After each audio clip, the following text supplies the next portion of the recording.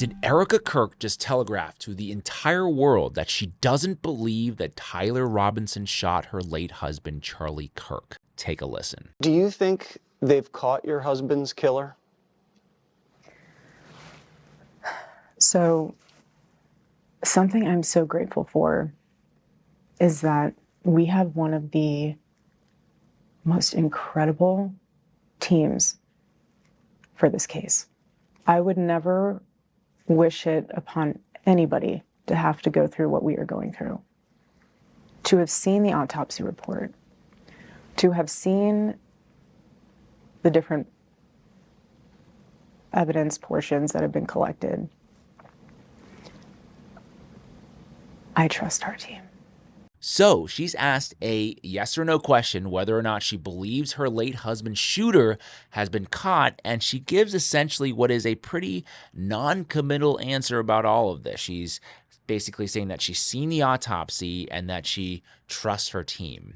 What does that mean, right? Some are saying that she can't give an answer because it could be seen as unduly influencing public opinion or the jury's perception of the case, which could result in a mistrial. The other camp, which I'm sort of in, is that she can't give an answer, or she gave a non-answer because she's actually just not sure, right? She says she's seen the autopsy, and this autopsy allegedly states that Charlie's bones are basically made of steel, which stopped the bullet in its tracks, which, would basically contradict physics and also contradict the official affidavit that said that Charlie was shot with a .30-06 caliber rifle, which would basically blow his head off.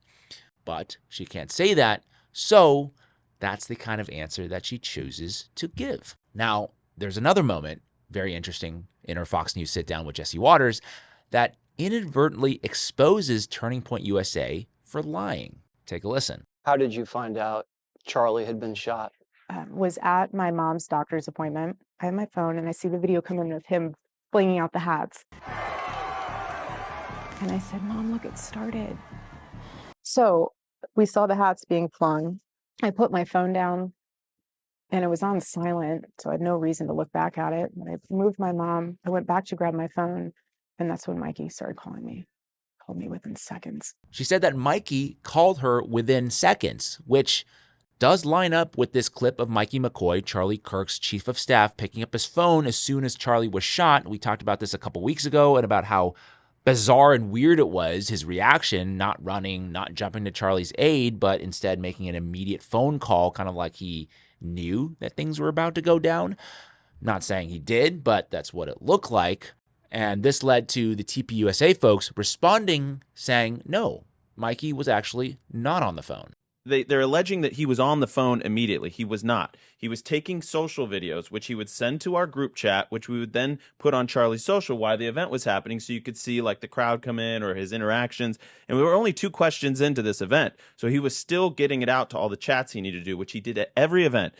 He turns around, and it was so blaringly loud, I'm told. You would know this better than I, but this is what I'm told. It was so blaringly loud, and he was so shell-shocked, he put his fingers in his ear, but his phone was still in his hand. He walks away. Okay, so now we have 2 different sides of the story. Erika says that Mikey called her within seconds. That story is corroborated actually by the New York Times reporting. But Andrew Colvett here says that Mikey was not on his phone, but rather just putting his hands up to cover his ears from the loud noise. Now, it's clear that Mikey did call Erika at some point, whether it be in the first few seconds or the first few minutes. So some may see this as a small detail, a potential small lie. But what I'll say to that is people who tell small lies also tend to tell bigger lies at some point. So Mikey, we're going to want to see that call log. I'll also add that Erika herself isn't the most reliable narrator either, because I think she also has this propensity to overreact and over-dramatize. You wanted to see Charlie immediately and came up. Take us through that. When we walked into that room, he had this smirk on his face. That smirk to me is that look of, you thought you could stop what I've built.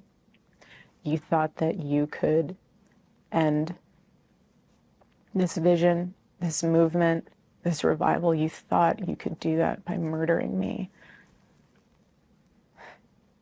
You got my body. You didn't get my soul. It's all a bit much, don't you think? I mean, I feel bad for her because she is a widow. That is 100% a fact. But I can't help it but feel that that answer was a little bit dramatized. Maybe it was a lie. Like, did he really have a smirk on his face? Is that possible? I don't know.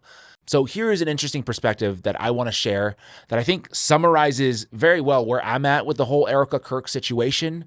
Okay, so this person writes, there is one defining fact regarding Erika Kirk that must inform our understanding of her current political situation and alignment.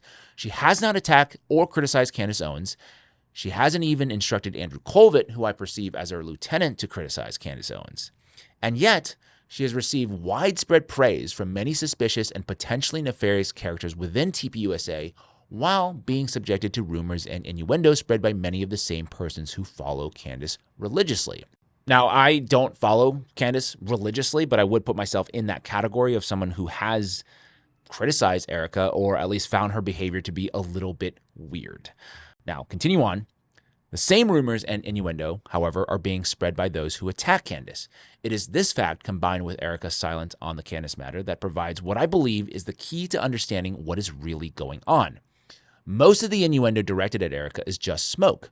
However, the connection to the Romanian orphanage scandal appears to be true. That is absolutely a fact. We covered this a few weeks ago. Definitely worth checking out that video. On the other hand, that story lay dormant for years without surfacing. It is suspicious that it has surfaced now. I argue it is no coincidence. Now, assuming the Romanian connection is true, we may conclude that Erika was indeed being groomed early on as an asset of some intelligence agency or powerful ill-intentioned group. Mixing her up with an established child trafficking operation was a successful op to get her quote-unquote dirtied and turn her into someone who can be controlled.